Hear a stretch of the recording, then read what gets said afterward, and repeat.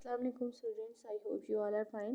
I'm your computer teacher. Today we will discuss the next two generation languages, that is fourth and fifth generation languages. So let's open page number 91. Fourth generation languages. Fourth generation languages were developed from 1960s to the 1990s. Fourth generation languages जो थी कब develop की गई 1960s to 1990s के दरमियान में, यानी इस टाइम से इस टाइम के दरमियान में क्या किया गया, एक ऐसी लैंग्वेजेस क्रिएट की गई, ऐसी लैंग्वेज बनाई गई जो कि मोर यूज़र फ्रेंडली और प्रोग्रामर फ्रेंडली हो. They were more programmer friendly and user friendly then third generation languages. ये जो थी फोर्थ जनरेशन लैंग्वेज, ये जो थी प्रोग्रामर फ्रेंडली भी थी और user friendly, but more than third generation. Third generation की लैंग्वेज भी जो थी प्रोग्रामर फ्रेंडली थी और यूज़र फ्रेंडली थी. जिससे मैंने आपको बताया कि यूज़र फ्रेंडली क्या होता है, वो लैंग्वेज जिसे user easily understand, read and right कर सके, वो होती है यूज़र फ्रेंडली. और प्रोग्रामर फ्रेंडली मीन्स प्रोग्रामर उसे इजीली रीड एंड राइट कर सकें, उसे कहते हैं programmer friendly. These languages were mostly used to create program for businesses. ये लैंग्वेज क्यों यूज़ की गई, किस लिए? ज़्यादातर इसे बिजनेस के लिए प्रोग्राम जो लिखे जाते थे उन प्रॉब्लम्स के लिए यूज़ किया गया कंप्यूटर में. Examples of fourth generation languages include visual basic, SQL, Fox Pro, Oracle and ABAP. ABAP stand for Advanced Business Applications Programming. Means के एडवांस लेवल पे जो बिजनेस से रिलेटेड प्रोग्रामिंग की जाती थी उसके लिए इसे यूज़ किया गया. देखिए इसमें कुछ एग्जांपल जो दिए हैं, जो डाटा लिखा हुआ है, डिफाइन क्लास है form as form, auto center equal to dot T dot caption. ये देखिए इसमें लिखने का तरीक़ाकार कि कोई चीज़ हम कैसे लिखेंगे और वो किस फॉर्म में हमें आउटपुट देगी. तो जैसे हम प्रोग्रामिंग में सी लैंग्वेज में एक काम को करने के लिए जैसे हम एक लाइन एंड करते हैं, तो हम जैसे ये देखिए लाइन जैसे एंड होती है वहाँ फुल स्टॉप डाला हुआ है. इसी तरह प्रोग्रामिंग लैंग्वेज में क्या होता है, लाइक ऐसे हम डालेंगे तभी कंप्यूटर अंडरस्टैंड करेगा कि यहाँ हमारी एक बात ख़त्म हो चुकी है. जैसे ये देखिए ये साइन डला हुआ है ना, इट मीन्स ये लाइन जो है यहाँ पे इसने ये बात ख़त्म कर दी और नेक्स्ट उसने नेक्स्ट कैटेगरी जो है कोई भी जो आउटपुट लेनी है या जो भी डाटा लिया हुआ है वो नेक्स्ट बात या नेक्स्ट लाइन स्टार्ट हो जाती है. जैसे हम कहते हैं अंडरस्टैंड करते हैं ना, जैसे फुल स्टॉप है, it means next line start हो गई. इसी तरह कंप्यूटर इस कोड को अंडरस्टैंड करता है. प्रोग्रामिंग लैंग्वेज, हर एक प्रोग्रामिंग लैंग्वेज के डिफरेंट जो है मेथड होते हैं उसको अंडरस्टैंड करने के और लिखने के. और अगर हम जैसे कोड्स लिखते हैं तो हम डबल कोड्स डालते हैं. इसी तरह कंप्यूटर में जब हम कोई प्रिंट करने के लिए कोई स्पेशल लिखते हैं तो उसे हम जो भी बात होती है उसे डबल कोड्स में लिखते हैं. यहाँ पे नेक्स्ट चलते हैं. अब हमारे पास है fifth generation language. Fifth generation languages are the most recent programming language. Most recent means जो अब रिसेंटली यूज़ हो रही हैं कंप्यूटर में, उन्हें हम कहते हैं fifth generation languages. They were use to create program based on artificial intelligence. हमने कल भी आर्टिफिशियल इंटेलिजेंस को डिस्कस किया था कि प्रोग्रामर चाहते थे कोई ऐसी इंटेलिजेंस, ऐसी मशीन जो कि खुद एज ह्यूमन बींग वर्क कर सके और उसको अंडरस्टैंड करके कोई भी इंस्ट्रक्शन उसको फॉलो कर सके. LISP and Prolog are two different earliest fifth generation languages. जो पहले फिफ्थ जनरेशन में अर्लीस्ट लैंग्वेज यूज़ की जाती थी वो कौन सी थी, LISP and Prolog. Since programmers now write program using high level languages and computer understand instructions only in machine code. Programmer जो है हाई लेवल लैंग्वेज यूज़ करते हैं अपने प्रोग्राम को लिखने के लिए, मीन्स के वो इंग्लिश में प्रोग्राम लिखते हैं, लेकिन कंप्यूटर है जो वो मशीन कोड को अंडरस्टैंड करता है. We need some way to translate instruction in high level language into machine code. इसलिए क्या था कि एक ऐसे तरीक़ेकार की ज़रूरत होती है जिसके लिए जो भी हम लैंग्वेज, जिस भी लैंग्वेज में हम अपना काम लिखें वो ट्रांसलेट हो जाए मशीन कोड में.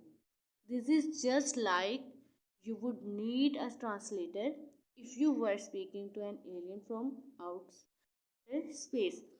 जैसे कि हम अगर कोई भी हम किसी से बात कर रहे हैं तो वो हमारी अगर लैंग्वेज को अंडरस्टैंड नहीं करता तो हमें किस चीज़ की ज़रूरत पड़ती है, एक ट्रांसलेटर की, जो कि उसे उसकी लैंग्वेज में समझा सके कि हम क्या बात करें। इसी तरह हम जब किसी भी लैंग्वेज में काम करते हैं तो कंप्यूटर को किस चीज़ की ज़रूरत होती है, ट्रांसलेटर की, जो कि उसे जो भी हमने लिखा हुआ है उसको ट्रांसलेट करके बताए मशीन कोड में कि हम क्या क्या क्या इंस्ट्रक्शन इसको दे रहे हैं और इसने कैसे कोई टास्क परफॉर्म करना है। तो इसके लिए कौन कौन सी चीज़ें यूज़ होती हैं, असेंबलर, कंपाइलर एंड इंटरप्रेटर। तो नेक्स्ट असेंबलर डिस्कस करते हैं। असेंबलर क्या है? The basic purpose of assembler, compiler and interpreter is to translate a program into machine code. Basic जो इन तीनों चीज़ों का काम होता है उनका यही होता है कि अगर हम जिस भी लैंग्वेज में काम कर रहे हैं उसे मशीन कोड में कन्वर्ट करके कंप्यूटर को बताएं, मतलब ट्रांसलेट कर दें, so that it can understood by the computer, कि कंप्यूटर इसे अंडरस्टैंड करे कि हम क्या टास्क परफॉर्म करना चाहते हैं।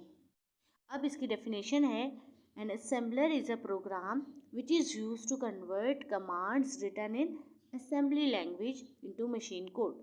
जो असेंबलर होता है वो ये काम करता है कि जो असेंबली लैंग्वेज जो हमने ऑलरेडी डिस्कस की थी उस लैंग्वेज में लिखे हुए प्रोग्राम को मशीन कोड में कन्वर्ट करे और कंप्यूटर को ये बताए, ट्रांसलेट करे कि कैसे कोई टास्क परफॉर्म करना है। कंपाइलर, कंपाइलर को हमने पहले भी पढ़ा था जब हमने चैप्टर नंबर 3 किया था। तो कंपाइलर क्या किया था, हमने पढ़ा था compiler is a program that convert instruction into high level programming language into binary code. जो हमने ये काम किया था कि सोर्स फाइल को ऑब्जेक्ट फाइल में जो चीज़ कन्वर्ट करती है, तो इस चीज़ को हमने क्या डिस्कस किया था यहाँ पे, कि जो भी हम कोड क्रिएट कर रहे हैं प्रोग्राम इंस्ट्रक्शन से वो कहलाता है सोर्स कोड, और जब वो बाइनरी लैंग्वेज में कन्वर्ट होता है तो उसे वो कहलाती है ऑब्जेक्ट कोड। यहाँ पे कंपाइलर की डेफिनेशन क्या लिखी हुई है, a compiler converts command written in high level language. अब यहाँ पे कोई स्पेसिफिक लैंग्वेज नहीं बताई, जस्ट हाई लेवल लैंग्वेज, जिसमें हो सकता है वो थर्ड लैंग्वेज में लिखा हुआ हो, फोर्थ लैंग्वेज में या फिफ्थ में, जो भी हाई लेवल लैंग्वेज उसमें यूज़ की गई है उसको वो ट्रांसलेट कर देगा मशीन कोड में। जो असेंबलर है उसमें ये स्पेसिफिक होता है कि वो असेंबली लैंग्वेज में लिखे हुए काम को मशीन कोड में कन्वर्ट करता है।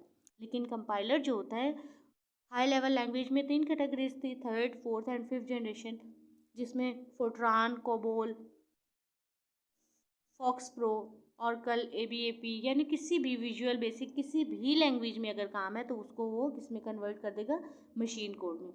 After the command have been translated the computer can run और एग्जीक्यूट देम इजीली। जब ये कमांड जो होती हैं जो किसी भी लैंग्वेज में, हाई लेवल लैंग्वेज की किसी भी कैटेगरी में लिखी हुई हैं, उनको जब वो ट्रांसलेट कर लेता है तो कंप्यूटर क्या करता है, उस पर अपनी एग्जीक्यूशन स्टार्ट कर लेता है easily. A compiler is used when the programmer wishes to make the program available to the user। Compiler कब यूज़ करता है प्रोग्रामर, जब उसे ये हो कि जो भी वो काम कर रहा है वो यूज़र को उसको दे या यूज़र भी उसे इजीली अंडरस्टैंड कर सके, तो वो उस कंपाइलर को यूज़ करता है कि इजीली प्रोग्राम उसने लिखा उसको कन्वर्ट किया मशीन कोड में और उसको उसने अपने यूज़र को भी दिखाया। Interpreter. An interpreter is used to execute a program. It is used by a programmer while writing a program to check whether he is doing it right. Interpreter क्या करता है, ये प्रोग्राम को एग्जीक्यूट करता है, चलाता है, और ये प्रोग्रामर कब यूज़ करता है, जब वो ये चेक करना चाहे कि जो उसने काम किया है क्या वो ठीक है या नहीं। A compiler can translate a complete program only, whereas an interpreter can translate an incomplete program too. Compiler उसी वक्त का कोई भी जो सोर्स कोड है उसको ऑब्जेक्ट कोड में कन्वर्ट कर सकता है जब इंटरप्रेटर अपना काम कंप्लीट करे। Because high level language first have to be translated to machine code, they slow down the computer processing। क्योंकि जब कोई भी कोड कन्वर्ट हो रहा होता है मशीन कोड में तो वो क्या करता है, कंप्यूटर की प्रोसेसिंग को स्लो करता है। अगर वो ऑटोमेटिकली पहले से ही लिखा हुआ हो मशीन कोड में तो कंप्यूटर उसे इजीली अंडरस्टैंड करके एग्जीक्यूशन कर लेता है।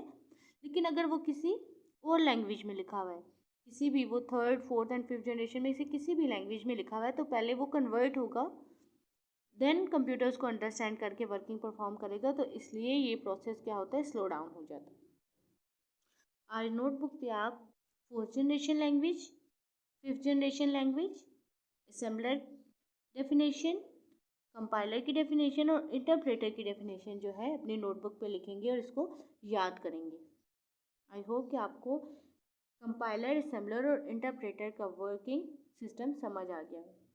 यहाँ पे इस चीज़ को ऑलरेडी हम डिस्कस कर चुके हैं। असेंबली लैंग्वेज लिखी हुई होती है, जिस भी असेंबली लैंग्वेज में जो काम होता है असेंबलर उसे कन्वर्ट करता है मशीन कोड में और वो कंप्यूटर अंडरस्टैंड करता है और उस पर वर्किंग स्टार्ट करता है। इसी तरह कंपाइलर क्या करता है, जो किसी भी लैंग्वेज में लिखा हुआ है प्रोग्राम वो कहलाता है सोर्स कोड, कंपाइलर उसे कन्वर्ट करता है मशीन कोड में तो वो उस टाइम कहलाता है ऑब्जेक्ट कोड।